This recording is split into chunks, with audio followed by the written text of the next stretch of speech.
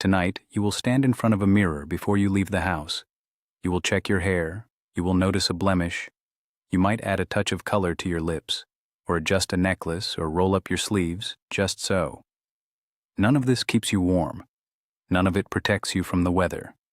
And yet you will not walk out the door until it feels right. You probably think of this as vanity, a modern habit, a side effect of social media and mirrors and marketing. It isn't. It's older than your species' clothes.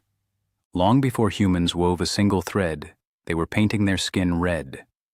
For most of the 20th century, archaeologists assumed that decoration came after survival. First you solve the cold, first you solve the predators.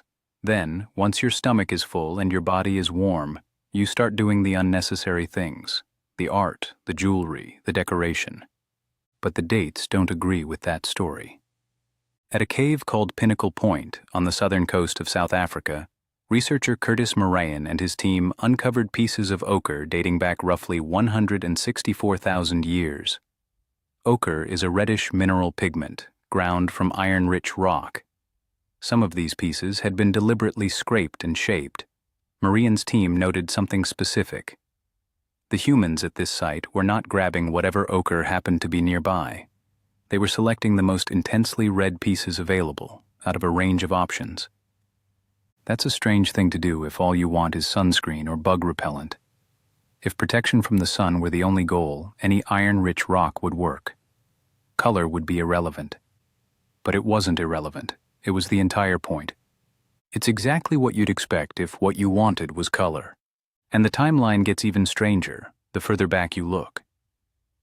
Researchers working at a site called Olorgesailie in Kenya uncovered pieces of ochre that had been deliberately shaped by human hands, dated to roughly 307,000 years ago. That number is almost too large to feel real.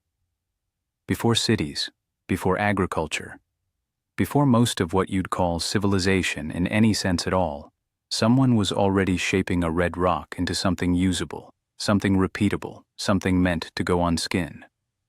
Now compare that date to the archaeological record for clothing. Tailored, sewn clothing, the kind made with eyed needles instead of just a draped animal hide, doesn't show up until tens of thousands of years later, deep in the Upper Paleolithic. Humans were coloring their bodies for over 100,000 years before they were stitching garments to wear. Read that again. The paint came first, the pants came later. So why would a species fighting for survival on the edge of starvation spend energy on something that does nothing for warmth, nothing for hunting, nothing for shelter? Because it wasn't doing nothing, it was doing something more important than warmth. Here's the reframe. You think of decoration as decoration, an extra, a flourish, something added on top of the essentials. Ancient humans treated it as one of the essentials, not because it kept them alive as individuals, because it kept them alive as a group.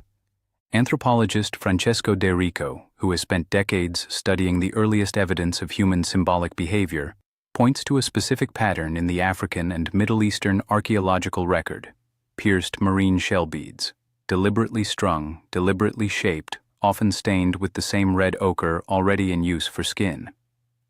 Found not just at one site, but at sites separated by hundreds of kilometers, coastal caves in Morocco, in Algeria, in Israel, all using the same basic idea around the same general period of time, tens of thousands of years apart from each other in places with no obvious contact. That repetition matters. A single decorated shell could be one person's private habit, an accident of boredom on a slow afternoon. Dozens of sites independently arriving at the same solution using the same raw materials is something else entirely. It means an idea had utility.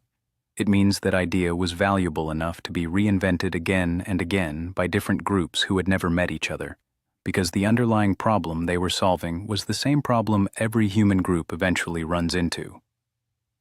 Think about what a small band of early humans actually needed to survive. Not just food, not just fire. Information about who was safe to trust, who belonged to your group, who didn't. In a world with no written language, no badges, no uniforms, the human body itself became the only available surface to broadcast that information. A streak of red ochre across the cheekbones could say, "I am one of us." A particular pattern of shell beads could say, "I come from this place, not that one." A scar pattern, deliberately made, could say, "I survived something and you should respect that." None of this required language. It only required eyes. This is where the science gets genuinely strange. Stanley Ambrose, a paleoanthropologist at the University of Illinois, has spent years studying how early human diets and behaviors evolved together. He's pointed out that the kind of cognitive planning required to process ochre is not trivial. You have to locate the right mineral, recognize which shade is correct, grind it into powder, mix it with something to bind it, then apply it deliberately, often in a repeatable pattern. That's not an idle decoration. That's a multi-step technical process, repeated reliably enough that whole communities recognized the result. In other words, the people doing this were not bored, they were organized, and the thing they were organizing around was identity. Here's the twist that should genuinely unsettle you. Researchers studying Neanderthal sites across Europe have cataloged the use of manganese dioxide, a different, darker pigment than ochre, at more than 70 separate Mousterian sites. At one single location, researchers found over 500 individual blocks of the material. Many had been deliberately scraped, ground, or polished. Some had even been worked into points with wear patterns matching exactly what you'd expect from something used like a crayon, dragged repeatedly across a surface. This was not modern Homo sapiens.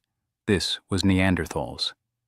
A separate branch of the human family tree, with a different brain structure, a different evolutionary path, doing the exact same thing, possibly arriving at the idea completely independently, with no contact with the African populations who were doing the same thing with red ochre at roughly the same time. Think about how unlikely that coincidence would be if decoration were a meaningless side effect of having extra time and energy. If body decoration only mattered for survival in the narrow physical sense, warmth, camouflage, protection from injury, you would not expect two different species of hominin on two different continents, separated by an ocean and tens of thousands of years of separate evolution, to converge on the same basic act, grinding colored minerals into powder and putting them on skin. You would expect that convergence, though, if decoration was solving a problem that every social species with individual recognition eventually runs into. How do you know at a glance across a crowded or dangerous landscape who is one of yours? That problem doesn't care what species is solving it. It only cares whether the species is social enough and smart enough to need an answer. Now here's where this stops being ancient history and starts being uncomfortably personal. You still do this. Every single day. The clothes in your closet are not chosen purely for thermal regulation. The brand on your shoes, the cut of your shirt, the color you paint your nails, the way you style your hair before a job interview, none of it is required for your survival in the narrow sense. You could be perfectly warm in a plain gray sack. You are not wearing a plain gray sack. You are still painting yourself with the cultural equivalent of ochre. You're still choosing your shells. Psychologists who study self-presentation have found that humans make extremely fast judgments about social belonging based on appearance alone, often in well under a second, long before a single word is exchanged. Your brain is still doing exactly what a hunter-gatherer's brain was doing 160,000 years ago, scanning the surface of another human body for clues about who they are and whether they're part of your group. Think about how specific your own signals already are, even if you've never thought of them this way. The particular way you knot a tie, the team logo on a cap, a wedding ring on a specific finger in a specific metal.